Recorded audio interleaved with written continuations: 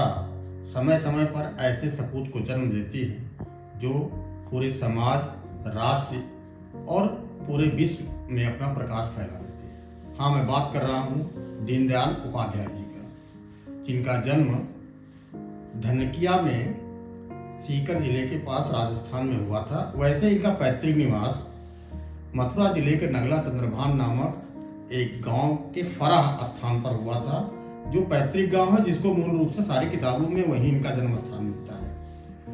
पिताजी का नाम भगवती प्रसाद उपाध्याय और माता का नाम श्रीमती राम प्यारी था, जो बहुत ही धार्मिक प्रवृत्ति के थे। लेकिन जब कहा जाता है कि जब जो भारत के सच्चे सपूत होते हैं, उन्होंने प्रकृति बहुत जल्द ही समस्याओं से उनको रूबरू करवा देती है। 3 वर्ष के थे तो पिताजी का देहांत हो गया, और जब 5 वर्ष के थे तो माता राम प्यारी राम को प्यारी हो गई। अब ऐसी स्थिति में दीनदयाल जी, जिनका नाम बचपन का दीना था, इनका लालन पालन नाना चुन्नीलाल और मामा राधा रमन जी के यहाँ होने लगा। लेकिन यहाँ भी दुर्भाग्य साथ चलता रहा और 7 वर्ष की अवस्था में नाना चुन्नीलाल का देहांत हो गया। इसी कारण इनकी पढ़ाई बहुत देर से शुरू हुई। लेकिन जब पढ़ाई 7 वर्ष के बाद शुरू हुई तो फिर पीछे लौट कर नहीं देखा। स्कूली पढ़ाई जितना था वो सब टॉप किया, और जब हाई स्कूल सीकर में इन्होंने अपना परीक्षा दिया तो बोर्ड को टॉप किया। टॉप ही नहीं किया, उस समय एक रिकॉर्ड बना कि जब उस समय तक किसी भी छात्र ने उतना अंक प्राप्त नहीं किया था। फिर इंटरमीडिएट इन्होंने बिरला कॉलेज पिलानी से किया, वहां भी बोर्ड को टॉप किया, तथा वहां भी एक रिकॉर्ड बना कि उतना अंक कोई भी छात्र तब तक नहीं पाया था। दीनदयाल जी के बारे में अक्सर कहा जाता है था कि वो लेट से उठते थे। कारण ये था कि मामा का लड़का भी साथ में था और दोनों लोग एक ही पुस्तक से पढ़ते थे। जब वो पढ़कर सो जाता था तब ये पढ़ते थे, और उसके जगने से पहले पुस्तक को सहेज कर रख देते थे, जिससे मेरे कारण किसी को कोई परेशानी ना हो। और फिर बीए की परीक्षा सनातन डिग्री कॉलेज कानपुर से किया। वहां भी उन्होंने प्रथम श्रेणी और प्रथम स्थान में ग्रेजुएशन किया। वहीं से फिर संघ के संस्थापक डॉक्टर हेडगेवार जी से आपकी मुलाकात होती है, और पूरा जीवन समाज सेवा के लिए बिताने का संकल्प लेते हैं। लेकिन एक उस समय था कि आईसीएस, जो इस समय आईएएस परीक्षा है, आईसीएस बहुत जल्दी कोई भारतीय पास नहीं कर सकता, तो उसको चैलेंज के रूप में मान करके दीनदयाल जी ने आईसीएस की परीक्षा में बैठे और उसको भी टॉप किया। लेकिन ये कहकर कि मैं अंग्रेजों के अधीन नौकरी नहीं करूंगा, फिर ज्वाइन नहीं किया और नौकरी नहीं किया। आगरा में जब थे तो नानाजी देशमुख से मुलाकात हुई, और दोनों लोग एक दिन सब्जी खरीदने गए थे। वो रोचक प्रसंग है जो प्रेरणादायी है। और एक माता जी से सब्जी खरीद करके लाते हैं जो सब्जी बेचती थी, और जब कमरे पर आते हैं तो कहते हैं, अरे नाना, एक तो गड़बड़ हो गई। क्या? एक खोटा सिक्का मेरे जेब में था, वो मैं उस सब्जी वाली माता जी को दे आया हूँ, चल के बदल लाया जाए। जाते हैं और जब अपनी बात कहते हैं तो बुढ़िया माता कहती है कि अरे कौन इस गले में से ढूंढेगा। लेकिन दीनदयाल जी उसमें से ढूंढ के खोटा सिक्का ले लेते हैं और दूसरा सिक्का देते हैं, तब सब्जी बनाकर खाते हैं।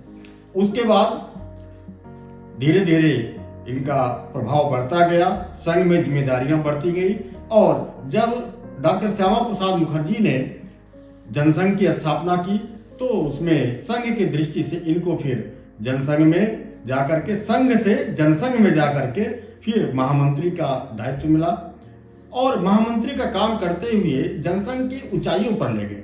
और उसी समय डॉक्टर श्यामा प्रसाद मुखर्जी ने कहा था कि यदि हमको 2 दीनदयाल और मिल जाए तो मैं भारत की राजनीति का नक्शा बदल दूंगा। ऐसी स्थिति में पूज्य गुरु जी, जो उस समय माधवराव सदाशिवराव गोलवलकर जी संघ के द्वितीय सरसंघ चालक थे, उन नानाजी देशमुख और पंडित अटल बिहारी वाजपेयी को जनसंघ में दिया।